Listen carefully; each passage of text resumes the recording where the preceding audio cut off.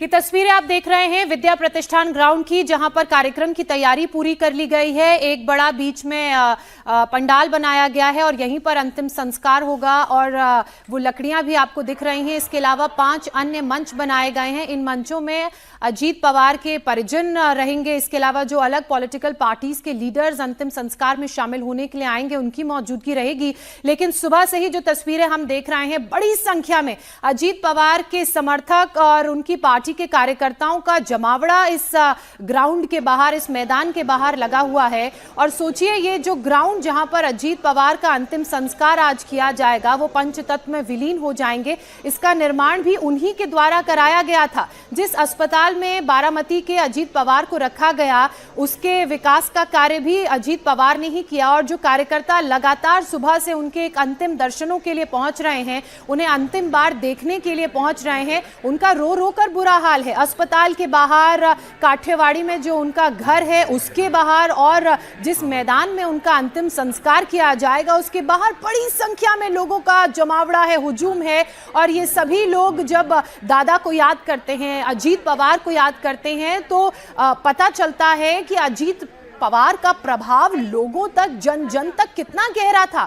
आज शारीरिक तौर पर अजीत पवार हमारे बीच नहीं है, लेकिन उनकी यादें और उन्होंने जो काम देश के लोगों के लिए, खासकर महाराष्ट्र और बारामती की जनता के लिए किए, आज हर कोई उन बातों को, उस मुलाकात को, उस गुस्से को याद कर रहा है। और कैसे अजीत पवार ने अपने इस विजन से, अपने इन कार्यों के जरिए एक एक व्यक्ति को छुआ है, उसकी जो पहचान है वो इनकी बातों में साफ तौर पर नजर आ रही है। तस्वीरें देखिए, कितनी बड़ी संख्या में अपने कद्दावर नेता, अपने अजीत दादा को विदाई देने के लिए, अंतिम दर्शनों के लिए यहां मैदान में लोग पहुंचे हैं। और अब से कुछ ही देर बाद जब 11 बजे उनका पार्थिव शरीर यहां पर पहुंचेगा, तो राजकीय सम्मान के साथ उनका अंतिम संस्कार होगा। इस वक्त काठियावाड़ स्थित उनके घर में, जहां लंबे वक्त तक पवार परिवार साथ रहा, वहां उनका पार्थिव शरीर रखा गया है। और ये दूसरी तस्वीर भी हम आपको दिखा रहे हैं, दादा को देखने के लिए, उनके दर्शनों के लिए, एक अंतिम बार उनको देखने के लिए बड़ी संख्या में कार्यकर्ताओं का हुजूम है। क्योंकि इस कद का नेता जब चला जाता है तो सिर्फ उसकी यादें लोगों के मन में रह जाती हैं। सुबह सुबह जब हमने अपने सहयोगियों के जरिए लोगों से बात की, तो किसी ने कहा कि दादा के पास हम सुबह सुबह 6 बजे पहुंच जाते थे और हमारे हर रुके हुए काम को वो पूरा कर देते थे। किसी को नौकरी चाहिए थी तो उसे नौकरी दिलाई। और जिस जगह अजीत पवार का प्लेन क्रैश हुआ, वहां जिस एम्बुलेंस के जरिए अजीत पवार के पार्थिव शरीर को अस्पताल ले जाया गया, सोचिए वो एम्बुलेंस जो ड्राइवर चला रहा था, उसको नौकरी भी अजीत पवार ने दिलाई। और कुछ 6 महीने पहले ही उसको एक योजना के तहत वो एम्बुलेंस दी थी, उसका रो रो कर बुरा हाल था। इसके अलावा कुछ लोगों का ये भी कहना था कि अजीत पवार ने पिछले 10 सालों से जो हमें परेशानी हो रही थी, खेती में जो नुकसान हो रहा था, उस परेशानी से हमें निजात दिलाई। अब ये आप वो व्हीकल देख रहे हैं, वो तस्वीरें देख रहे हैं। इसी गाड़ी में सवार होकर उनकी अंतिम यात्रा निकाली जाएगी। उनको काठियावाड़, उनके घर से सीधे उस मैदान में ले जाया जाएगा जहां उनका अंतिम संस्कार होगा। लेकिन इन सभी तस्वीरों के बीच जो सबसे महत्वपूर्ण बात है, वो लोगों का प्यार। देखिए कितनी बड़ी संख्या में, सिर्फ पुणे से ही नहीं बल्कि काफी दूर दूर से, बारामती से ही नहीं बल्कि अलग अलग जिलों से लोग यहां पहुंचे हैं उनके अंतिम दर्शनों के लिए। हम मौजूद है बारामती के विद्या प्रतिष्ठान मैदान पर, और यहीं पर महाराष्ट्र के उप मुख्यमंत्री अजीत पवार का अंतिम संस्कार किया जाएगा। तैयारियां जो है पूरी जोर शोर से यहाँ पर चल रही है। अंतिम संस्कार के लिए अजीत पवार की एक बड़ी सी तस्वीर यहाँ पर लगाई गई है, उस पर हार चढ़ाया गया है फूलों का। और अजीत पवार के जो समर्थक है, उनके जो चाहने वाले हैं, वो इस तस्वीर के पास आकर जो है वो उन्हें अंतिम विदाई भी यहाँ पर दे रहे हैं, तस्वीर भी खींच रहे हैं। और ये यहाँ पर जो 5 पंडाल बनाए गए हैं, इन पंडालों में जो बड़े नेता आएंगे, केंद्र से जो नेता आएंगे, अमित शाह से लेकर तमाम जो केंद्रीय मंत्री, या फिर पूरे भारत भर से जो है अलग अलग राज्यों से नेता आएंगे, महाराष्ट्र भर से जो नेता आएंगे, मुख्यमंत्री, उप मुख्यमंत्री, तमाम पार्टियों के जो नेता आएंगे, उनके लिए बैठने के लिए यहाँ पर व्यवस्था की गई है। सामने देखिए एक चबूतरा यहाँ पर बनाया गया है।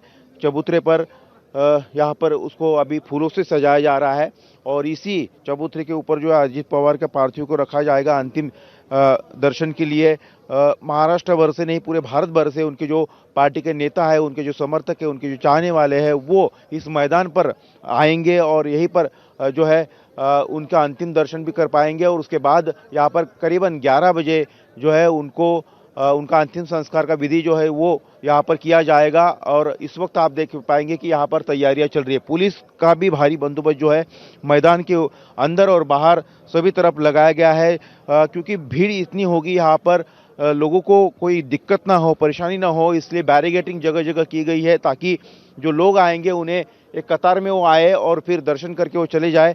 इस तरह की व्यवस्था यहाँ पर की गई है। मैदान के अंदर सभी तरह की व्यवस्था है, बड़े बड़े यहाँ पर स्क्रीन्स लगाए गए हैं मैदान के अंदर, ताकि जो दूर लोग बैठे होंगे उन्हें कोई दिक्कत ना हो, उन्हें कोई परेशानी ना हो, इसलिए भी यहाँ पर तमाम तरह की व्यवस्था जो है वो की गई है। मीडिया का स्टैंड सामने लगाया गया है। पुलिस के भारी बंदोबस्त जो है मैदान के अंदर और पूरे इस बारामती शहर के अंदर जो है व्यवस्था की गई है। ट्रैफिक की भी काफ़ी व्यवस्था यहाँ पर की गई है। तो तैयारी जो है अंतिम संस्कार की वो यहाँ पर लगातार चल रही है। लोग गम आंखों से जो है, नम आंखों से जो है वो अपने चाड़ले लाडले दादा को, अजीत दादा को जो है विदाई दे रहे हैं। उनको उनकी यादें जो है अब उनके दिल में रहेगी। अजीत दादा भले ही जो है शरीर रूप से जो है हमारे बीच नहीं रहेंगे, लेकिन दादा को जो काम है, दादा की जो यादें हैं, वो हमेशा जो है लोगों के बीच रहेगी। और उनका जो नेतृत्व जिस तरह से था, उनका जो स्वभाव जिस तरह से था, जिस तरह से वो ज़मीन से जुड़े नेता थे, वो हमेशा जो है लोगों के दिल में बसते रहेंगे। और अजीत पवार के अंतिम दर्शन के लिए, उनके अंतिम संस्कार के लिए लोगों का आना जो है यहाँ पर अब लगातार शुरू हो रहा है और तैयारी भी जो है वो लगातार आगे बढ़ रही है।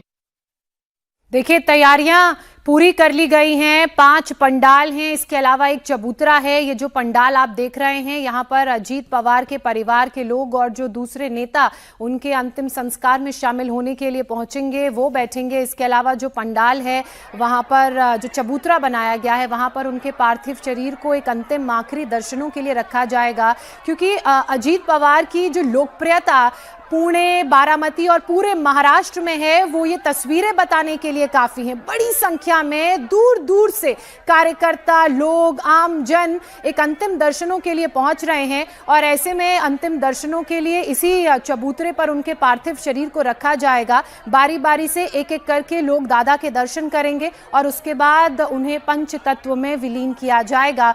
लेकिन हमारे तमाम सहयोगी हमारे साथ जुड़े हुए हैं, उनका आइए रुख कर लेते हैं। विद्या प्रतिष्ठान ग्राउंड से सचिन चौधरी हमारे साथ हैं, बारामती से दिनेश मौर्य हमारे साथ हैं। सचिन, आपकी हमने रिपोर्ट देखी, हमने देखा कि किस तरीके से तैयारियां वहां पर पूरी कर ली गई हैं, लेकिन इन तैयारियों के बीच जो सबसे भावुक करने वाली तस्वीर है वो उन लोगों की है, उन कार्यकर्ताओं की है, उन आम इंसानों की है जिनका प्रभाव, जिनके जीवन में दादा का प्रभाव रहा है। दादा ने अपने काम से इन लोगों को कहीं ना कहीं छुआ है और यही कारण है कि आज ये लोग भारी संख्या में एक अंतिम दर्शनों के लिए पहुंच रहे हैं। जी बिल्कुल, मैं सबसे पहले आपको यहाँ की तस्वीरें दिखाना चाहूँगा कि किस तरह से तैयारियाँ जो है अंतिम रूप यहाँ पर ले रही है। अंतिम संस्कार की तैयारी आखिरी चरणों में है। देखिए, सामने लकड़ियाँ मौजूद है, चबूतरा बनाया गया है और वहीं पर अजीत दादा पवार के पार्थिव शरीर का पर जो है अंतिम संस्कार किया जाएगा। सामने वीआईपी पंडाल है, वहाँ पर नेता लोग बैठेंगे और सामने जो बड़ा विशाल जो ग्राउंड है विद्या प्रतिष्ठान का, विद्या प्रतिष्ठान ये खुद ही एक इंस्टीट्यूशन है और ये दादा खुद कहते थे लोगों को कि वो खुद एक इंस्टीट्यूशन बने, ऐसा काम करे कि एक संस्था की तरह काम करे, सबको मिलकर काम करे और इसको बनाने में उनकी काफी योगदान था। देखिए, अभी से जो लोग हैं, कल रात भर से लोग आए हैं, दिन भर से कल लोग यहाँ पर आए हैं। कोई बीड़ से आया है, कोई लातूर से आया है, कोई विदर्भ से आया है, कोई बुल्ढाना से आया है। महाराष्ट्र के हर चप्पे चप्पे से 200, 400, 500, 600 किलोमीटर की दूरी तय करके लोग यहाँ पर आए, रात भर ट्रैवलिंग करके आए हैं। और मेरे साथ देखिए ये जो जनता है ये बैठी है यहाँ पर, जिनका प्यार है दादा के प्रति, क्योंकि दादा जो है ऐसे नेता थे, दादा कभी ये नहीं कहते थे कि कल आओ, परसों आओ, मैं करूंगा, देखूंगा।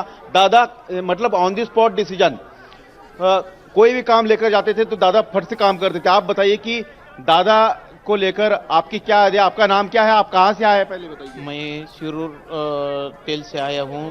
तांदली मेरा गांव है, जो 2000 आबादी का गांव है। वहाँ तो पुल तो बहुत अच्छा बना है। अभी दादा ने 1 महीना पहले वहाँ पे 50 लाख रुपए दिया है पुल बनाने के लिए। दादा का जो फार्मर के लिए काम था बहुत अच्छा था। दादा ये नाम से ही महाराष्ट्र में सब चलता था। दादा से जो भी अधिकारी बोलेगा, कृषि का हो या कोई भी, सब जगह पे दादा का नाम लिया तो काम हो जाता था।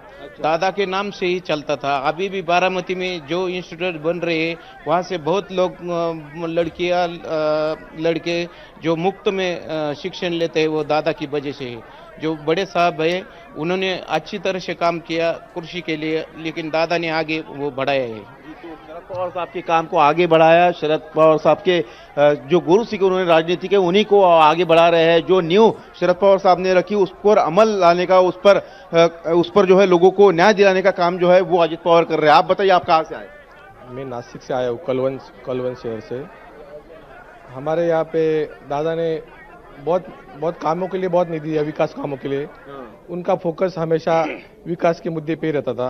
बाकी नेताओं से कैसे वो अलग ज्यादा आपको नजर आए, मतलब एज ए प्रशासन, एज उनकी नेता के तौर पर? उनकी जो प्रशासक पे जो पकड़ थी, वैसा कोई नेता बन नहीं सकता महाराष्ट्र में। सब अधिकारी डरते थे, अधिकारी डरते थे और नाम से काम होता था।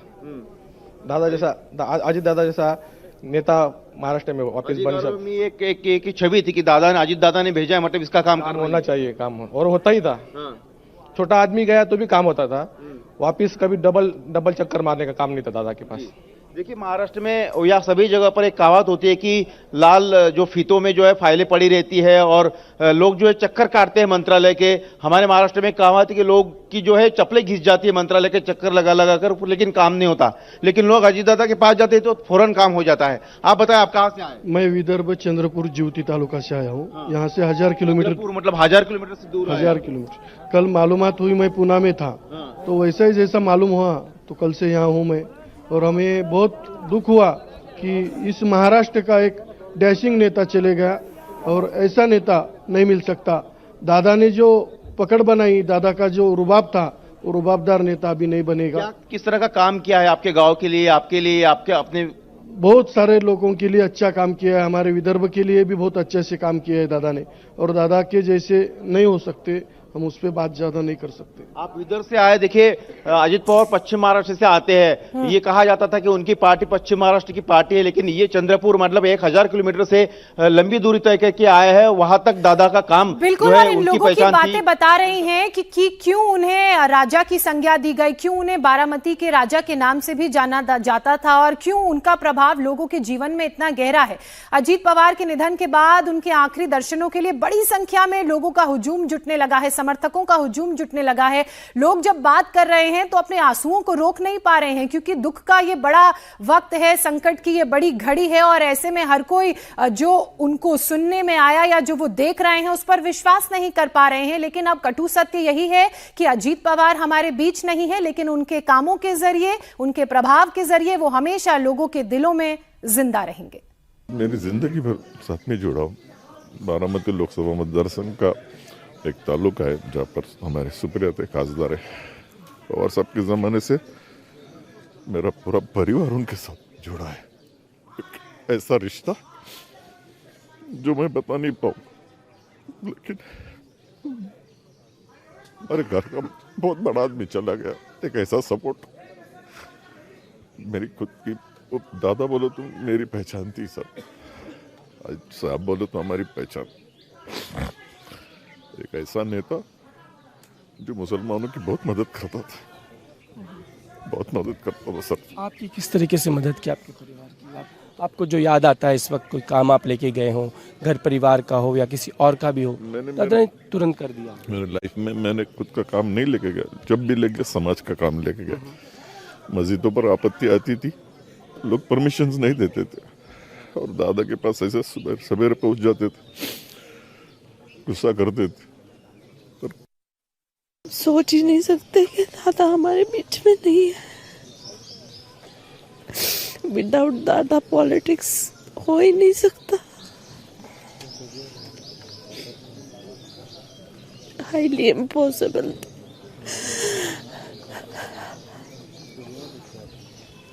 ताकद दिला नेता, आपला माणूस, कामाचा माणूस, छोटे से छोटे आदमी से ऊपर। महाराष्ट्र की राजनीति के कद्दावर नेता अजीत दादा पवार आज लोगों के बीच नहीं हैं और ये बात उनके समर्थक रो रो कर किस तरह से बयां कर रहे हैं वो आपने इन बाइट्स के जरिए देखा और सुना। बोल नहीं पा रहे हैं लोग, तो ये तक कह रहे हैं कि दाता जाति और धर्म की बेड़ियों से ऊपर उठकर समाज की सेवा का काम किया करते थे। मेरे सहयोगी समीर भीसे इस वक्त काठेवाड़, जहां अजीत पवार का पैतृक घर है, लंबे वक्त तक पवार परिवार यहीं रहा, वहां पर मौजूद हैं। समीर, वहां किस तरह की तस्वीरें हैं? क्या पार्थिव शरीर यहां पर पहुंच चुका है? कब यहां से फिर आगे मैदान के लिए अंतिम यात्रा निकाली जाएगी? बिल्कुल अंतिम यात्रा जो है यहाँ से निकलनी है, क्योंकि पार्थिव शरीर अजीत दादा पवार का 1 घंटे पहले यहाँ दाखिल हो चुका है, वो ले आया गया है। अंतिम दर्शन चल रहे हैं, लोग देख सकते हैं। सबको जाने के लिए यहाँ से एंट्री दी गई है और लोग कतार में रखकर, पहले बहुत भीड़ थी, अभी उसको व्यवस्थित करते हुए लोगों को अंदर जाने की इजाज़त दी गई है। परिवार के लोग तो अंदर हैं ही, साथ में बाकी के लोग भी जा रहे हैं। आप बताइए, आप कहाँ से आए हैं? सोनगांव बारामती। आज अजीत दादा नहीं है साथ में, कितना बड़ा लॉस है आप लोगों के लिए? व्यक्तिगत रूप से कितना बड़ा लॉस है? व्यक्तिगत रूप से बोला तो जिधर जाएगा उधर वो काम ही नहीं होगा ना आगे, भाई के आगे अजीत दादा नहीं है तो काम नहीं हो पाएगा ना। बहुत बड़ा लॉस है हमारा, बहुत बड़ा लॉस है, बहुत बड़ा लॉस। ये प्रतिक्रियाएं हैं लोगों की जो इस वक्त अंदर जा रहे हैं, भीड़ है। जो इतना, ये जितने लोगों से हमने बात की है, एक इंजीनियरिंग का छात्र हमें मिला जो व्यवसाय करना चाहता था, उसको अजीत दादा पवार ने अलग से गाइडेंस दिया, उसे बिठाया, उसकी ज़रूरतों को समझा और व्यवसाय किस तरह से किया जा सकता है, फाइनेंशियल एड कहाँ से मिलेगा, मदद कहाँ से मिलेगी, और उस लड़के का स्टार्टअप शुरू करके दिया। ये इस तरीके से हर एक की व्यक्ति की ज़िंदगी में अलग अलग तरीके से अजीत दादा नजर आते हैं। आप मुझे बताइए, आप कहाँ से आए? मैं इधर से, रेकड़वाड़ी से। अगर हम, आप लोग यहीं के आसपास के लोग हैं, रोज अजीत दादा से आप इसी तरह से मिलने आते होंगे सुबह के वक्त में काम में, लेकिन आज अंतिम दर्शन के लिए हर रविवार को अजीत दादा से सहयोग सोसाइटी में मैं जाता था। बहुत दुख हो रहा है, अजीत दादा हमारे से बीच में से गए हैं। ऐसा नेता बारामती में कभी नहीं होगा। जो दादा रहता है, आपके लिए कौन सा ऐसा काम था जो आप लेके गए और तुरंत हो गया था, जो नहीं हो रहा था पहले? वो इधर उधर बहुत बड़े हॉस्पिटल थे, उधर हमारे पेशेंट थे और दादा को कॉल किया तो दादा तुरंत उसको फ़ोन करते थे, ये हमारे गांव का है, इसका इलाज करो, और काम का फास्ट होता था और जो पैसा कम पड़ता था वो भी देते थे दादा। दादा से आदमी कभी नहीं होगा। दादा को खेती किसान इनसे बहुत लगाव था। वो हमेशा कहते थे कि खेती ही हमारी जात है, किसान ही हमारी जात है, वही वो मानते थे, भाषणों में कहते थे। आपको व्यक्तिगत रूप से आपको कभी ज़रूरत पड़ी हो अपने खेत के लिए, क्या मदद की आप? दादांना म्हणलं का नाही, पाणी द्या, पाणी ही सोडा फाट्याला, लगेच सोडायचं पाणी परत। पानी की जो समस्याएं थी नहर की, वो सुलझा दी तुरंत। आप बताइए, आप युवा हैं, किस तरीके से आपको अजीत दादा याद आते हैं, आपके जीवन में कितना महत्व रखते हैं? जैसे कि मैं कॉलेज को इधर ही था, मतलब बारामती में ही था, कॉलेज ऑफ एग्रीकल्चर बारामती में। तो अजीत दादा मतलब बहुत ही गुड एडमिनिस्ट्रेटर थे और ग्रेट लीडर थे। तो जैसे कि उन्होंने पहले ही अपॉर्चुनिटीज़ देखी थी कि जैसे कि एग्रीकल्चर में हो गया या स्पोर्ट्स में हो गया, उन्होंने अच्छे स्पोर्ट्स कॉम्प्लेक्स बनाया बारामती में। मतलब जो स्टूडेंट्स हैं उनको अच्छी अपॉर्चुनिटी मिली और अच्छे बच्चे मतलब खेल में भी आगे बढ़े और स्टडीज़ में भी आगे बढ़े। इसी तरह से कभी दादा से मिलने का मौका मिला हो तो, चूँकि तुम स्टूडेंट हो, तो कभी बातचीत हुई, कुछ समझाया हो, कुछ बताया हो? यस, मैं जब ग्रेजुएशन में था, 4th ईयर में था, तब हमारी जो फुटबॉल टीम थी तो गोल्ड मेडल जीते थे हम। तो तब अजीत दादा के साथ मतलब कनेक्शन होने का, मतलब बात होने का हमें मौका मिला था। तो मतलब वो जो क्षण था मेरे ज़िंदगी का, वो मैं कभी भूल नहीं सकता।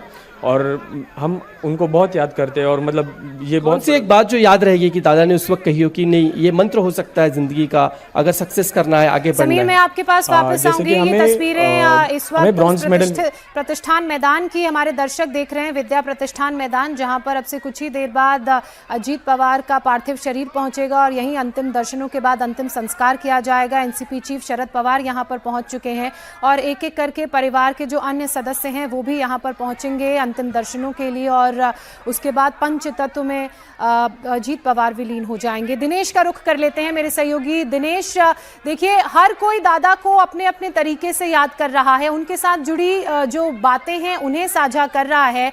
उनके अगर व्यक्तित्व की बात की जाए, एक व्यक्ति जिसके पास प्रदेश के डेप्यूटी की जिम्मेदारी है और बहुत सारे विभागों का कामकाज संभालना है, उसके बाद भी जनता के लिए सुबह 6 बजे उठ के वो जनता दरबार लगाते थे, वो व्यक्ति का व्यक्तित्व बहुत कुछ बताता है उसकी लीडरशिप के बारे में। जी बिल्कुल सही कहा आपने। उनके व्यक्तित्व के और पहलुओं के बारे में बताओ उसके पहले आपको तस्वीरें देखिए कि उनके घर के बाहर लंबी कतार लगी हुई है।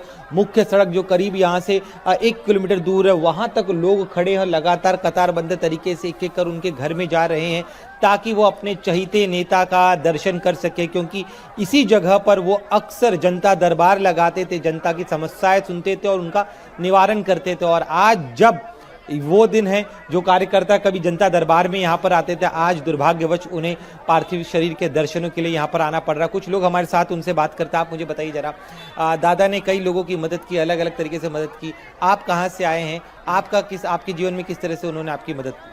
हमारा गांव इधर ही है। दादा इधर अक्सर आते थे, लोगों की समस्या वो जानते थे, बहुत लोगों से उनका रिश्ता था और लोगों को इतना दुख हो गया कि लोग अभी भूल नहीं पा रहे और वो अचानक दास्ता हो गया, इसलिए बहुत दुखी लोग हैं।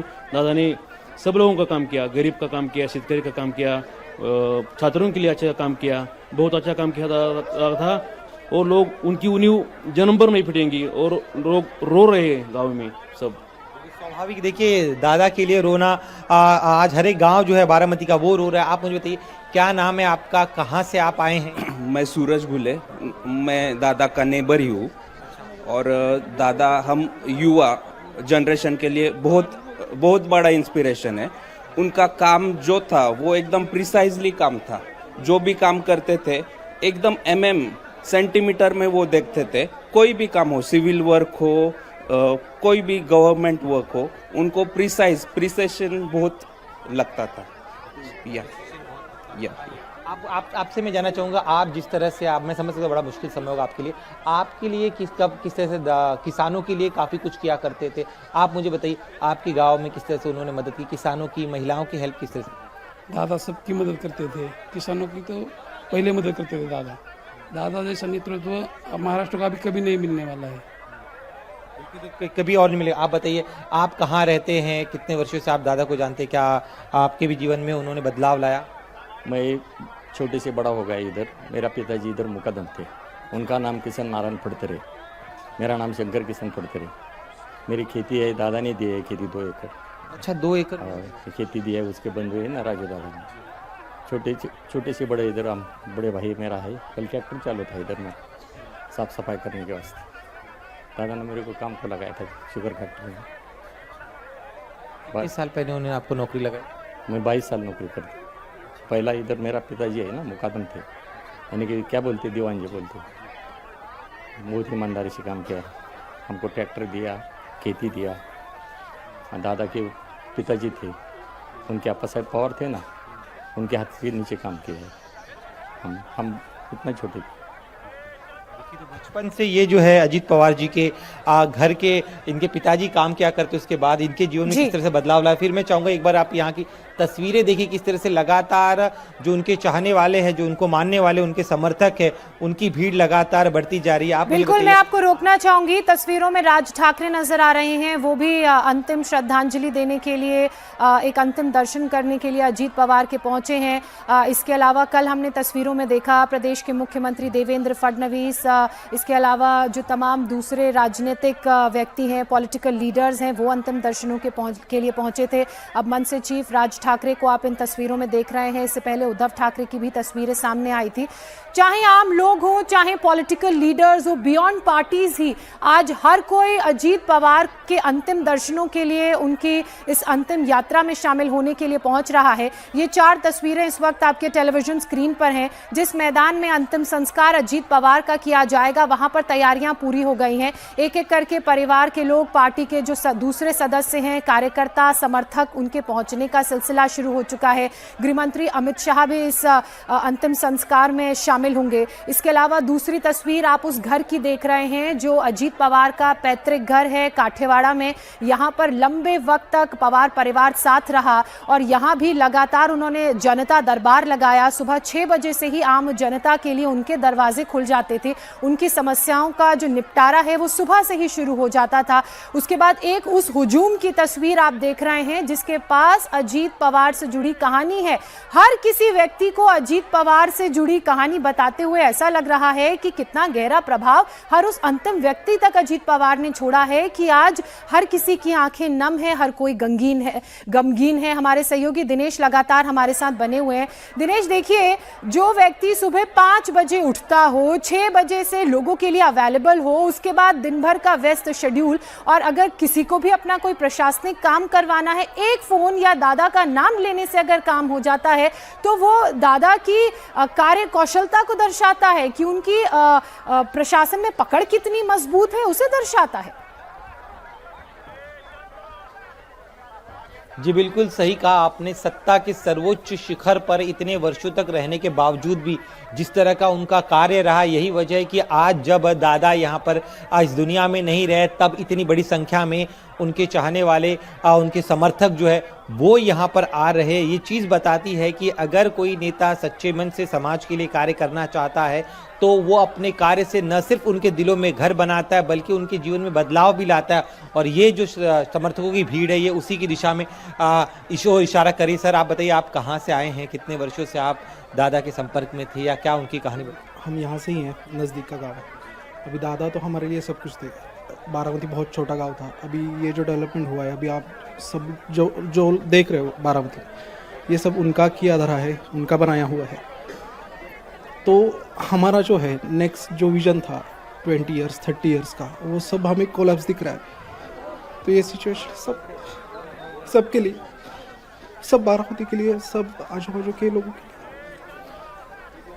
हर एक का अटैचमेंट था। हालांकि लोग बहुत कम मिले, 1 मिनट 2 मिनट 10 सेकंड 15 सेकंड, लेकिन जो भी काम रहता था, अगर वो आप कागज़ लेके जाते थे, वो आपका कागज़ लेंगे, उसका फॉलोअप मिलेगा, उनका पीए कॉल करेगा, आपका जो काम है अगर हो रहा है तो हो रहा है, नहीं तो नहीं। ऐसा आदमी था वो। ये जो लोग देखते हैं कि जो सब नेता लोग हैं उनमें से वो उनमें फिट बैठने वाले नहीं थे, वो अलग अलग किस्म के इंसान थे।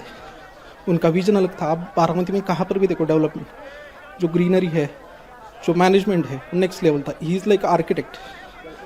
बहुत अच्छा शहर इन्होंने बनाया था। अगर ये पायलट प्रोजेक्ट होता और ऐसे महाराष्ट्र में कुछ शहर बनते तो ये बहुत अलग लेवल पे जाता था। अभी क्या है, सब अधूरा छूट गया है। भगवान करे उनकी आत्मा को शांति मिले, बाकी सब क्या है। Thank you. इनकी आंखें भर आई है, इनकी बातें बता रही किस तरह से अजीत पवार ने अपने कार्य से इस बारामती को एक मॉडल शहर बनाया, जहां पर आज जब लोग यहां पर आ रहे हैं तो वो उनकी बातों को याद कर रहे हैं। उनके साथ ही में घर के बाहर की भी तस्वीरें मैं आपको दिखाता हूं किस तरह से अब एक एक कर तमाम लोगों को जो है, क्योंकि बड़ी संख्या में लोग आ रहे हैं, हर कोई चाहता है कि एक दर्शन जो है वो अजीत पवार के पार्थिव शरीर के यहाँ पर कर ली, इसीलिए एक एक कर तमाम लोगों को अब घर में प्रवेश दिया जा रहा है।